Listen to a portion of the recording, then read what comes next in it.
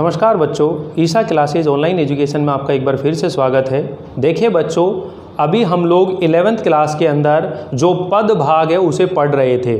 ठीक है, उसके अंदर हमारे जो 6 चैप्टर हैं वो कंप्लीट हो गए हैं। आज से हम लोग इस वीडियो के अंदर जो गद्य भाग है उसे आरंभ करने जा रहे हैं और गद्य भाग का जो फर्स्ट चैप्टर है नमक का दारोगा, इसे हम लोग पढ़ने जा रहे हैं। देखिए बच्चों, हमने बात करी थी कि हमारी जो बुक है जिसका नाम क्या है, आरोह भाग फर्स्ट, और उसमें करीब 20 चैप्टर हैं, जिसमें 10 चैप्टर जो हैं पद के हैं और 10 जो हैं गद्य के हैं। तो इसके अंदर आज हम लोग फर्स्ट चैप्टर है जिसका नाम है पार्ट फर्स्ट, और नाम क्या है, नमक का दारोगा।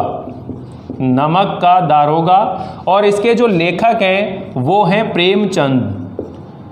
अब देखिए, मुंशी प्रेमचंद जी के बारे में हम लोग बात करते हैं। सबसे पहले इनके जीवन परिचय के बारे में कुछ बातें बता देता हूं और फिर मैं आप लोगों को ये जो नमक का दारोगा है ये कहानी है। अगर हम लोग बात करें बच्चों कि ये साहित्य की कौन सी विधा है, तो ये साहित्य की कौन सी विधा है, कहानी है। ये क्या चीज़ है, ये कहानी है। ठीक है, और इसके लेखक कौन है, प्रेमचंद जी हैं। कौन है इसके लेखक, प्रेमचंद जी है। अब देखिए बच्चों, यहाँ मैं आप लोगों को कई बातें समझाऊंगा, क्योंकि यहां जब हम कहानी पढ़ रहे हैं तो हमें यह भी मालूम होना चाहिए कि कहानी के तत्व कौन कौन से होते हैं और कहानी के अंदर जो प्रश्न बनते हैं। देखो, कहानी और नाटक दोनों चीजें आपको अच्छे से समझ में आनी चाहिए कि उनके तत्व कितने होते हैं। 6 तत्व होते हैं और उन्हीं 6 तत्वों के आधार पर जो है प्रश्न बनते हैं। तो देखिए बच्चों, हमें पढ़ने का जो तरीका है वो बिल्कुल क्लियर होना चाहिए कि हम जो भी विधाएं पढ़ेंगे वो हमें मालूम होना चाहिए कि ये साहित्य की कौन सी विधा है। तो ये साहित्य की कौन सी विधा है, कहानी है।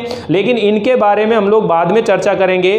पहले हम लोग यहाँ जो मुंशी प्रेमचंद जी हैं, इनके जीवन परिचय के बारे में कुछ बातें हम लोग जानकारी लिखते हैं। तो यहाँ सबसे पहले हम लिखेंगे मुंशी प्रेमचंद। इनका पूरा नाम क्या है, मुंशी प्रेमचंद का जीवन परिचय।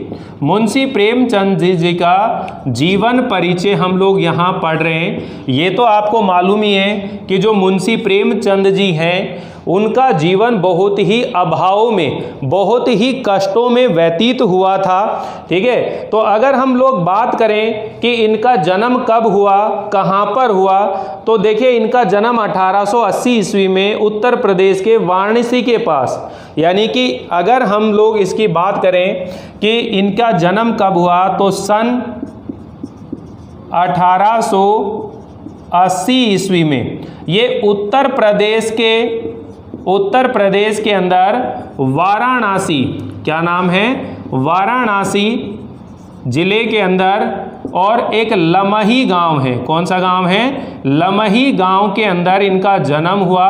और हिंदी के अंदर ये कहानी और उपन्यास दोनों विधाओं में इन्होंने बहुत अच्छा लेखन कार्य कहा है। यानी कि हिंदी साहित्य के अंदर हम लोग ये भी कह सकते हैं कि इन्होंने कहानी और जो उपन्यास साहित्य की विधा है उनका विकास करने में इन्होंने अपना एक महत्वपूर्ण योगदान दिया था। बच्चों ध्यान दीजिए, वीडियो बिल्कुल भी स्किप ना करें, पूरा वीडियो ध्यान से सुनते हुए चलें ताकि आप लोगों को ये चैप्टर अच्छे से समझ में आ जाए। क्योंकि इसी चैप्टर में मैं आप लोगों को ये जो नमक का दारोगा है, कहानी के जितने भी तत्व हैं वो समझाने वाला हूं और इसकी पूरी स्टोरी एक बार आपको समझाने वाला हूं। उसके बाद हम लोग इसे अच्छे से पढ़ेंगे। तो यहां देखिए 1880 ईस्वी में उत्तर प्रदेश में वाराणसी के लमही नामक गांव पर इनका क्या हुआ है, जन्म हुआ है। अगर हम लोग बात करें कि इनका जो मूल नाम था, इनका मूल नाम क्या है, धनपत राय। क्या नाम है, धनपत राय है। लेकिन अगर हम लोग बात करें कि ये आरंभ में, यानी कि जब इन्होंने लेखन कार्य आरंभ करा था, तो ये सबसे पहले उर्दू के अंदर नवाब राय के नाम से लिखते थे। ठीक है ना, ये उर्दू के अंदर हम बात करेंगे, उर्दू में ये नवाब राय के नाम से लिखते थे। यानी कि जो रचनाएं लिखते थे वो किस नाम से लिखते थे? नवाब राय से। किसमें? उर्दू भाषा के अंदर बात हो रही है। तो इनका मूल नाम क्या हो गया? धनपत राय हो गया। अगर हम बात करें भाई इनके जन्म की, तो ये उत्तर प्रदेश के वाराणसी जिले के लमई नामक गांव में इनका जन्म हुआ। मूल नाम क्या हुआ? धनपत राय हुआ। लेकिन ये उर्दू में किस नाम से लिखते थे? नवाब राय के नाम से लिखते थे। हिंदी के अंदर इन्होंने कहानी और उपन्यास विधा का विकास करने में अपना महत्वपूर्ण योगदान दिया। ये लाइन भी आप लोग ध्यान रखेंगे कि हिंदी साहित्य में कहानी एवं उपन्यास विधा का विकास करने में अपना योगदान दिया। ये लाइन भी हम लिखेंगे। अब देखिए, मैं आप लोगों को बिल्कुल क्रम से चीज़ें नहीं बता रहा, फिर हम लोग इसको लिखने का तरीका भी समझेंगे कि लिखें कैसे। यानी कि आपको अपनी नोटबुक में इस परिचय को किस तरह से नोट करना है वो भी मैं आप लोगों को बताने वाला हूं। लेकिन आप लोग सबसे पहले कुछ डेटा जो मैं बता रहा हूं वो डेटा आप लोग अपने माइंड में रखें, याद रखें, ठीक है ना। इन्होंने यानी कि शुरुआत में स्कूली शिक्षा पूरी करने के बाद ये पारिवारिक समस्याओं के कारण इन्होंने बीए तक की पढ़ाई करी। यानी कि इनकी जो आर्थिक स्थिति थी वो बिल्कुल भी सही नहीं थी, इसलिए इन्होंने प्रारंभिक शिक्षा प्राप्त करी और उसके बाद में इन्होंने जैसे तैसे करके और बीए तक की शिक्षा प्राप्त करी थी। यानी कि अगर हम लोग बात करें कि इन्होंने शिक्षा कहाँ तक की प्राप्त करी है, तो इन्होंने बीए तक की शिक्षा प्राप्त की है, ठीक है। बीए किया हुआ इन्होंने, यानी कि स्नातक यानी कि ग्रेजुएशन किए इन्होंने बैचलर ऑफ आर्ट्स बीए से, यानी कि आर्ट्स के विषयों को लेकर के इन्होंने क्या करी है। फिर हम लोग बात करें कि ये गांधीवादी जो विचारधारा है उससे बहुत ज़्यादा प्रभावित थे और सन 1936 में इनका निधन हो गया। यानी कि अगर हम लोग बात करें कि भाई निधन कब हुआ, तो निधन की डेट याद रख लेंगे। भाई निधन कब हो गया इनका, यानी कि 1936 के अंदर, 1936 ईस्वी के अंदर इनका निधन हो गया। और ये गांधी जी की विचारधारा से काफ़ी प्रभावित थे। गांधी जी की जो विचारधाराएं थी ये उनसे काफ़ी प्रभावित थे। और वहीं पर हम लोग बात करें कि 1921-22 के अंदर जो असहयोग आंदोलन हुआ था उसके अंदर इन्होंने सक्रिय भूमिका निभाई थी। गांधी जी के असहयोग आंदोलन में जो मुंशी प्रेमचंद जी हैं उन्होंने एक सक्रिय भूमिका निभाई थी। अगर हम लोग इनकी रचनाओं के बारे में बात करें तो इन्होंने करीब 300 से ज़्यादा कहानियाँ लिखी हैं। 300 से ज़्यादा कहानियाँ लिखी हैं जो मानसरोवर के नाम से 8 खंडों में प्रकाशित है। 300 के करीब कहानियाँ लिखी हैं जो किस नाम से प्रकाशित हैं? मानसरोवर के नाम से 8 खंडों में प्रकाशित हैं। इन्होंने उपन्यास भी लिखे हैं, इन्होंने नाटक भी लिखे हैं। यानी कि अगर हम लोग बात करें तो इनकी जो कहानी है, यहाँ पर ध्यान रख लेंगे, इनकी जो कहानी है वो मानसरोवर, किस नाम से? मानसरोवर शीर्षक से 8 खंडों में विभाजित है, प्रकाशित है। 8 खंडों में क्या है? प्रकाशित है, ठीक है। इनके अगर उपन्यासों की बात करें कि इन्होंने कौन कौन से उपन्यास लिखे हैं, तो इन्होंने बहुत सारे उपन्यास लिखे हैं। कई उपन्यास बहुत प्रसिद्ध है, जैसे गोदान जो उपन्यास है, ठीक है, करबला इनका नाटक का नाम है, ठीक है। तो इनके क्रम से हम लोग ये चीज़ें लिख लेते हैं कि इन्होंने कौन कौन से नाटक जो हैं लिखे और कौन कौन से उपन्यास लिखे। तो सेवा सदन, प्रेम आश्रम, गबन, रंगभूमि, गोदान, कर्मभूमि, निर्मला एवं कायाकल्प, ये इनके प्रमुख क्या हैं? उपन्यास हैं। तो मैं यहाँ पर इनके उपन्यासों के नाम लिख देता हूँ बच्चों। तो ये आप लोग याद रख लेंगे कि एक नाम है इनका सेवा सदन, क्या नाम है? सेवा सदन इनका। फिर है प्रेमाश्रम, प्रेम आश्रम, प्रेमाश्रम हो गया। इसके बाद में है रंगभूमि, कौन सा है? रंगभूमि, ये भी इनके जो है उपन्यास का नाम है। एक है कायाकल्प, क्या नाम है? कायाकल्प। एक जो है रंगभूमि हो गया, कायाकल्प हो गया। निर्मला, ये भी इनके उपन्यास का नाम है। गबन, इसके अलावा कर्मभूमि, कर्म भूमि, और कर्म भूमि के बाद है गोदान। ये इनके कुछ उपन्यास हैं जिनके बारे में यहाँ बुक में दिए गए हैं। और इन्होंने जो नाटक लिखे हैं वो कौन कौन से हैं? इनके 3 नाटक भी हैं जो बहुत ज़्यादा क्या हैं, प्रसिद्ध हैं, जिनके अंदर नाम आता है करबला संग्राम और प्रेम की देवी। यानी कि नाटकों की अगर बात करें तो करबला संग्राम, और तीसरे नंबर पर है प्रेम की देवी। प्रेम की देवी, ये इनके क्या है, नाटक है। तो ये कुछ रचनाएं होगी, निधन हो गया, गांधी जी की विचारधारा से प्रभावित है। अब देखिए यहाँ इनकी कुछ कहानियां भी जो बहुत ज़्यादा प्रसिद्ध हुई है। कौन कौन सी कहानियां हुई हैं? जैसे पूस की रात। कौन सी रात है? पूस की रात। पंच परमेश्वर, पंच परमेश्वर इन्हीं की कहानी है। पूस की रात वो भी इन्हीं की कहानी है। तो ये कुछ कहानियां हैं जो इनकी प्रसिद्ध रही हैं। तो अब आप ध्यान से देखिए कि आपने करना क्या है। इतनी सी डेटा है। वैसे आप लोगों के सिलेबस के अंदर परिचय जो है, यानी कि कवि या लेखक का परिचय जो है, कम चांस है पूछा जाए, क्योंकि नहीं पूछा जाएगा, लेकिन फिर भी इनके रचनाओं के बारे में या इनके बारे में कुछ जानकारी सवाल के रूप में अलग टाइप में आ सकता है। तो थोड़ी सी जानकारी आपको जरूर होनी चाहिए कि भाई मुंशी प्रेमचंद जी हिंदी साहित्य में कहानी और नाटक की विधा को विकास करने में महत्वपूर्ण योगदान दिया है, यानी कि उन्हें विकसित करने में महत्वपूर्ण योगदान दिया है, ऐसा आप लिख सकते हैं। पहली लाइन होगी कि हिंदी साहित्य में कहानी और उपन्यास साहित्यिक विधा का विकास करने में महत्वपूर्ण भूमिका निभाई है मुंशी प्रेमचंद जी ने। इनका जन्म कब हुआ है आप बता देंगे? सन 1880 ईस्वी में उत्तर प्रदेश के वाराणसी जिले के लम्ही नामक गांव में इनका क्या हुआ है, जन्म हुआ है। इनका मूल नाम क्या है? धनपत राय है, किंतु आरंभ में ये उर्दू भाषा में नवाब राय के नाम से लेखन कार्य करते थे। किस नाम से करते थे? नवाब राय के नाम से लेखन कार्य करते थे, ठीक है ना। और ये गांधी जी के विचारों से बहुत ज़्यादा प्रभावित थे, और यही कारण है कि गांधी जी ने जो असहयोग आंदोलन चलाया था, उस असहयोग आंदोलन में इन्होंने अपनी एक सक्रिय भूमिका निभाई थी। उनमें उन्होंने एक अपना महत्वपूर्ण योगदान दिया था। इनका निधन सन 1936 ईस्वी में हो गया। इनके आर्थिक स्थिति जो है सही नहीं थी। इनका जो बचपन है वो बहुत ही अभावों में, दुखों में, कष्टों में व्यतीत हुआ है, ठीक है। इन्होंने जैसे तैसे करके केवल बीए तक की क्या कर ली, पढ़ाई कर ली थी। अगर हम बात करें इनकी प्रमुख रचनाएं तो आप कह सकते हैं कि इनकी प्रमुख रचनाएं जो हैं अनेक हैं, क्योंकि जो मुंशी प्रेमचंद जी थे वो बहुमुखी प्रतिभा के धनी थे। उन्होंने साहित्य की लगभग सभी विधाओं पर अपनी लेखनी चलाई है। उन्होंने कहानी लिखी है, नाटक लिखे हैं, उपन्यास लिखे हैं। तो इन्हें गद्य सम्राट के रूप में भी जाना जाता है। किस रूप में जाना जाता है?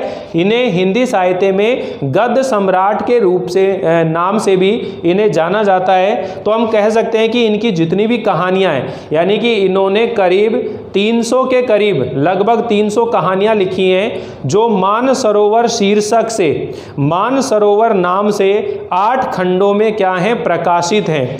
ध्यान रह जाएगा कि मुंशी प्रेमचंद जी ने करीब 300 कहानियां लिखी हैं, जो मानसरोवर नाम से 8 खंडों में प्रकाशित हैं। और इनके प्रमुख उपन्यास हैं सेवा सदन, प्रेमाश्रम, रंगभूमि, कायाकल्प, निर्मला, गबन, कर्मभूमि, गोदान। अरे नाटक है इनके करबला संग्राम और प्रेम की देवी, ठीक है ना।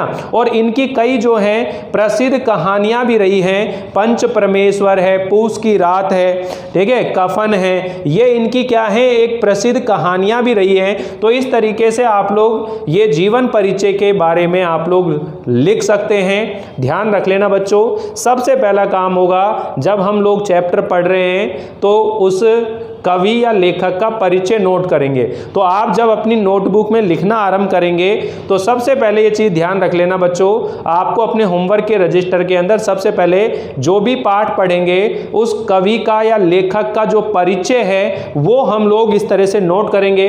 तो एक बार आप लोग अपने रजिस्टर में ये सब चीज़ें नोट कर लेंगे, और आप लोगों को अगर एग्जाम में क्वेश्चन पूछा जाता है तो इस तरह से ये चीज़ें जरूर बताएंगे, ठीक है। तो एक बार आप लोग स्क्रीनशॉट ले लीजिए ताकि लिखने में आसानी रहे। फिर हम लोग पढ़ेंगे कि जो कहानी है, नाटक है, उसके कौन कौन से तत्व होते हैं। तो वहीं से आप लोगों को बहुत सारी चीज़ें क्लियर हो जाएंगी। बच्चों, अभी तक आप लोगों ने हिंदी को केवल रीडिंग करके पढ़ा होगा, लेकिन मैं आप लोगों को वह सब बातें समझाऊंगा जिससे कि आप कहानी को, नाटक को या लिटरेचर को अच्छे ढंग से सीखेंगे और उसे समझने का प्रयास भी करेंगे। तो एक बार स्क्रीनशॉट ले लीजिए।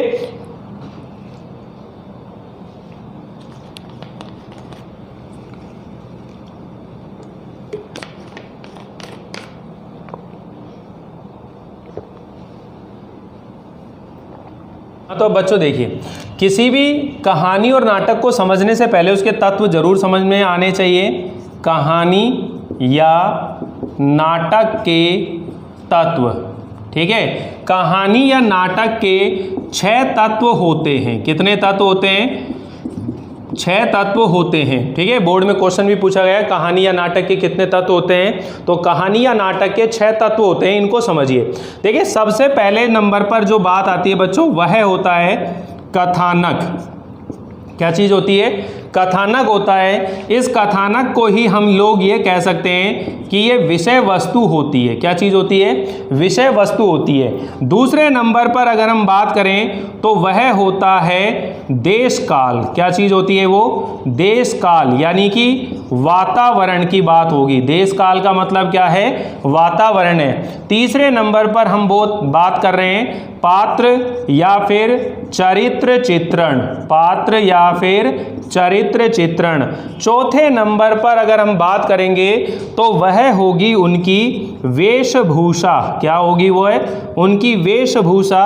और अगर 5वें नंबर बात करेंगे तो वह होगी भाषा शैली। क्या चीज़ होगी? भाषा शैली। और नंबर 6 नंबर पर होता है उद्देश्य, क्योंकि बिना उद्देश्य के जीवन में कभी भी कोई काम नहीं होता है। इसलिए जब साहित्यकार ने कोई कहानी लिखी है या कोई नाटक लिखा है तो उसको लिखने का उद्देश्य क्या है, वो इस कहानी से क्या समझाना चाहता है, क्या सीख देना चाहता है, उद्देश्य क्या है भाई उसका, ठीक है ना, टारगेट क्या है। तो अब देखिए, इन 6 पॉइंट्स को अगर आप समझ गए तो मैं आपको पूरा विश्वास दिलाता हूं बच्चों कि आप लोगों के कहानी और नाटक के एक भी क्वेश्चन गलत नहीं होंगे। आपको पूरा चैप्टर बहुत अच्छे से क्लियर हो जाएगा। अब देखिए, कहानी के अंदर जो कथानक होता है या विषय वस्तु होती है, उसका मतलब क्या होता है। पहले तो ये समझिए कि जो भी कहानी लिखी जाती है वह किस मुद्दे को ध्यान में रख करके और लिखी गई है, यानी कि किस विषय का उसमें चयन किया गया है। तो हम ये कह सकते हैं कि भाई नमक का दारोगा जो कहानी है एक यथार्थवादी आदर्शवादी कहानी है। एक यथार्थवादी आदर्शवादी कहानी है। यथार्थ आदर्शवादी कहानी है।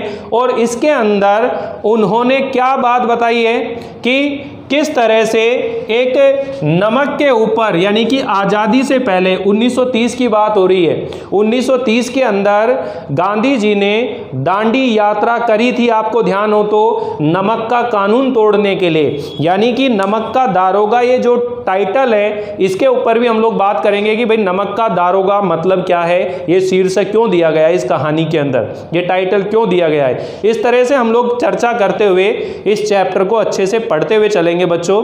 तो देखिए, 1930 के अंदर दांडी यात्रा करी थी नमक का कानून तोड़कर। गांधी जी ने 74 अपने अनुयायियों के साथ जाकर के, और वह नमक हाथ में लेकर वो कानून जो है, यानी कि अंग्रेजों के विरुद्ध उन्होंने आवाज उठाई थी। और उसी से पहले उन्होंने क्या चलाया था? असहयोग आंदोलन चलाया था। और उसके बाद क्या चला था? सविनय अवज्ञा आंदोलन, यानी कि सरकार के आदेशों की अवहेलना करना। 1930 के अंदर ये चल रहा था सविनय अवज्ञा आंदोलन।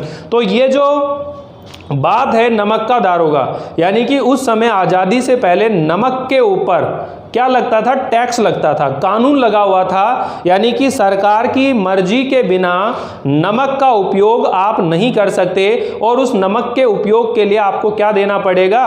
टैक्स देना पड़ेगा। तो यहाँ इस कहानी का जो कथानक है वो इसी ताने बाने को लेकर के बुना गया है कि ये जो कहानी है एक यथार्थ आदर्शवादी कहानी है, जिसके अंदर उन्होंने यह समझाने की कोशिश की है कि किस तरह से ईमानदारी से समाज में रहने से उसका परिणाम क्या होता है, और जो दुष्ट लोग हैं उसका परिणाम क्या होता है, समाज की स्थिति क्या थी उस समय, समाज के लोगों की स्थिति कैसी थी।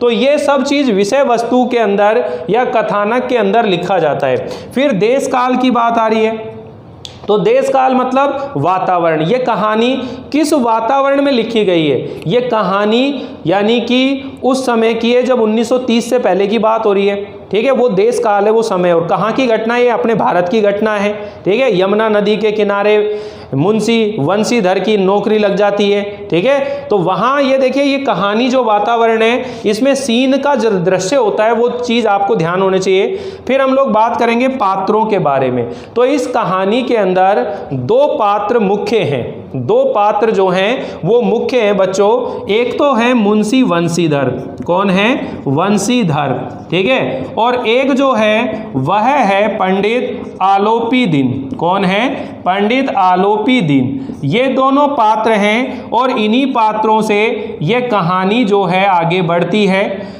वंशीधर जो है इस कहानी में एक तरह से नायक है, जो इस कहानी के अंदर पूरी ईमानदारी से अपनी ड्यूटी निभाता है। और पंडित आलोपी दिन जो है एक पहुंचा हुआ आदमी है, अपने इलाके में बहुत पकड़ है और बोलचाल में, बातचीत करने में बड़ा वाचाल है, चतुर है, ठीक है ना। लेकिन पंडित आलोपी दिन के द्वारा जब वंशीधर को क्या दी जाती है, रिश्वत दी जाती है, तो वंशीधर उस रिश्वत को स्वीकार नहीं करता है। ये पूरी स्टोरी हम लोग बाद में चर्चा करेंगे, लेकिन ध्यान रख लेना कि पात्र और चरित्र चित्रण, जब कहानी या नाटक जो होता है बच्चों, तो उसके अंदर आपसे जो भी पात्र होते हैं उनका चरित्र चित्रण करवाया जाता है। अब देखिए, कहानी में दो तरह के पात्र होते हैं। एक ऐसे पात्र होते हैं जो प्रत्यक्ष रूप से कहानी में दिखाई देते हैं, और एक ऐसे प्रत्यक्ष होते हैं जिनका केवल नाम लिया जाता है, वो प्रत्यक्ष रूप से मौजूद नहीं होते हैं। लेकिन यहाँ मुंशी वंशीधर और आलोपी दिन ही नहीं है, इस कहानी में और भी पात्र हैं, जिसके अंदर मुंशी वंशीधर के जो पिताजी हैं वो भी हैं, इनके पिता का नाम भी इस कहानी के अंदर आएगा, वो पिताजी भी हैं, ठीक है। तो ये दो तीन पात्र हैं जो मेन हैं, बाकी तो और भी बहुत सारे पात्रों का वर्णन आएगा, लेकिन वो मेन नहीं है। अगर इस कहानी के अंदर जब भी अगर चरित्र चित्रण का क्वेश्चन पूछेंगे तो वो इनका चरित्र चित्रण करवाएंगे, वंशीधर की चारित्रिक विशेषताएं बताइए, या आपसे कहेंगे पंडित आलोपी दिन की चारित्रिक विशेषताएं बताइए। इस टाइप के क्वेश्चन जो हैं आपको यहाँ देखने को मिलेंगे, ठीक है बच्चों। आगे है वेशभूषा। अब देखिए, वेशभूषा का मतलब ये होता है कि भाई कहानी का जो देश काल होता है, जो वातावरण होता है, उसी के अनुसार पात्र जो है वेशभूषा को धारण करेंगे, ठीक है ना, पहनावा पहनते हैं, ठीक है। तो ये हमारे भारतीय संस्कृति के आदर्श को बताने वाली कहानी है, और 1930 से पहले की ये कहानी है। तो वहाँ पर किस तरह के वेशभूषा पहनी जाती होंगी उसी के चित्रण यहाँ पर हुआ है, ठीक है। भाषा शैली जो होती है, ये भाषा शैली ऐसी होती है कि जो लेखक होता है उसने अपनी कहानी या नाटक को लिखते समय कैसी भाषा का प्रयोग किया है, वह उसकी भाषा शैली के बारे में बात आती है। और फिर बात करते हैं उद्देश्य की। किसकी बात करते हैं, उद्देश्य की बात करते हैं। तो कहानी का उद्देश्य क्या है कि समाज में जो दुराचार या जो बेईमानी फैल रही है, जो रिश्वतखोरी फैल रही है, यानी कि समाज में व्याप्त भ्रष्टाचार, रिश्वतखोरी, बेईमानी, दुराचार, ये जो समाज में फैला हुआ है उन बातों को उजागर करना, साथ ही समाज में एक आदर्श की स्थापना करना, एक आदर्श की स्थापना करना, क्योंकि वंशीधर के माध्यम से यहाँ आदर्श की स्थापना करी जाती है, यानी कि ये धर्म अधर्म पर धर्म की विजय होती है, यानी कि असत्य पर सत्य की विजय होती है, ठीक है ना।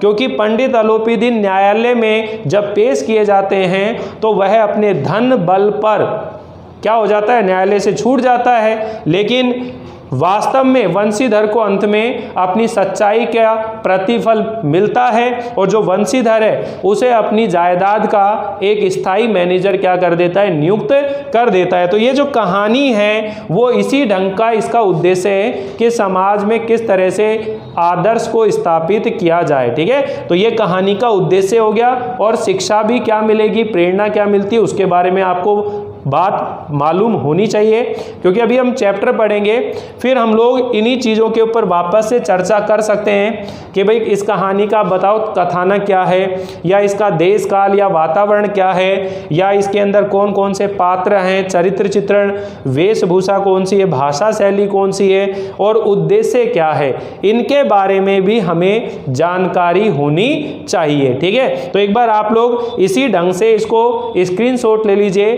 फिर हम लोग थोड़ा सा इस कहानी को पढ़ना शुरू करते हैं। आज केवल हम लोग इसका जो लेखक परिचय है या जो पाठ परिचय है, इसके बारे में हम लोग रीडिंग करेंगे, समझने की कोशिश करेंगे, और जो कहानी है वो भी मैं आप लोगों को सुना देता हूं, फिर हम लोग इसको रीडिंग कर लेंगे। ठीक है,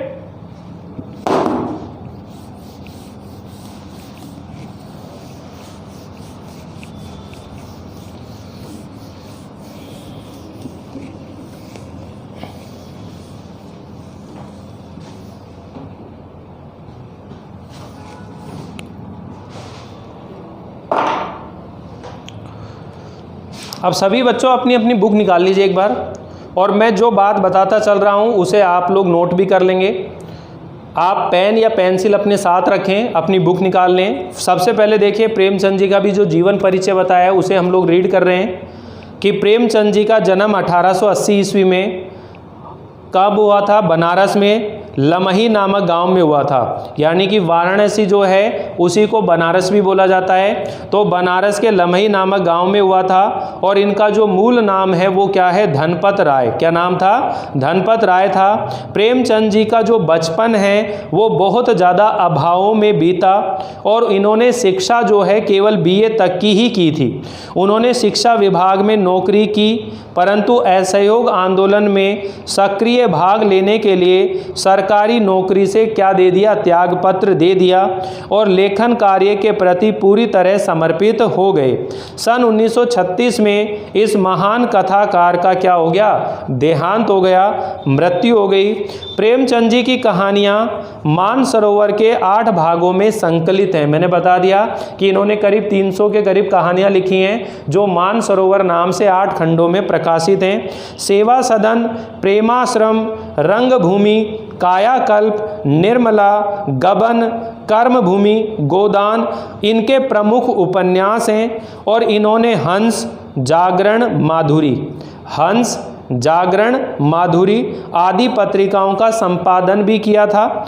कथा साहित्य के अतिरिक्त प्रेमचंद जी ने निबंध एवं अन्य प्रकार का गद्य लेखन भी प्रचुर मात्रा में किया।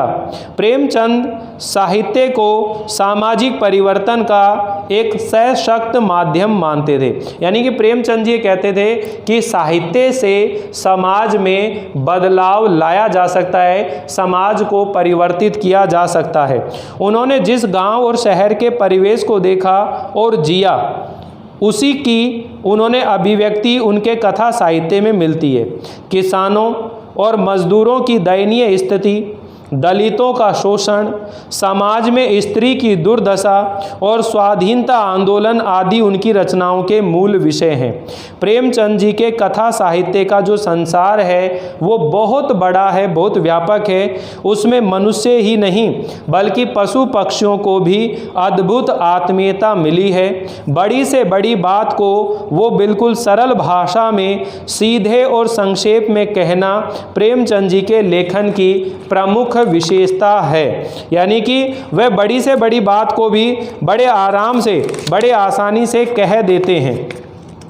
उनकी भाषा जो है बिल्कुल सरल है, सजीव एवं मुहावरेदार है, तथा उन्होंने लोक प्रचलित शब्दों का बखूबी उन्होंने क्या किया है? प्रयोग किया है। तो देखिए बच्चों, यहाँ हम लोग ये बात कर रहे हैं कि इनकी जो कहानी है वो कितने अच्छे ढंग से इन्होंने बताई है। ठीक है, तो आप लोग ये ध्यान रखें बच्चों, आज हम लोग इस कहानी को नहीं पढ़ रहे हैं, केवल आप लोगों को थोड़ी जानकारी दी है। अगले वीडियो के अंदर मैं स्टोरी सुनाऊंगा और मैं इस चैप्टर की रीडिंग करूंगा, तब हम लोग इसे बहुत अच्छे से सीख जाएंगे। तो आप लोग ये 2 वीडियो अभी जो आपके पास मिले हैं, पहला और ये सेकंड वीडियो, इसको आप ऐसे समझें कि ये केवल इंट्रोडक्शन टाइप के वीडियो हैं, जिसके अंदर मैंने एक समझ विकसित करने की कोशिश की है आप लोगों के साथ कि आप लोग जब भी किसी कहानी को पढ़ते हैं, किसी चीज़ के बारे में रीडिंग करते हैं, तो आप लोग कैसे इन चीज़ों को ध्यान में रखेंगे। ठीक है बच्चों, तो आप लोगों को ये वीडियो कैसा लगा मुझे ज़रूर बताइएगा, कमेंट कीजिएगा। ठीक है, और अगर चैनल को सब्सक्राइब नहीं कर रखा है तो सब्सक्राइब ज़रूर कर लीजिए। अगली बार मिलते हैं हम लोग इस कहानी को पूरे अच्छे ढंग से एंजॉय करते हुए इस कहानी को हम लोग पढ़ने वाले हैं। तब तक के लिए थैंक यू।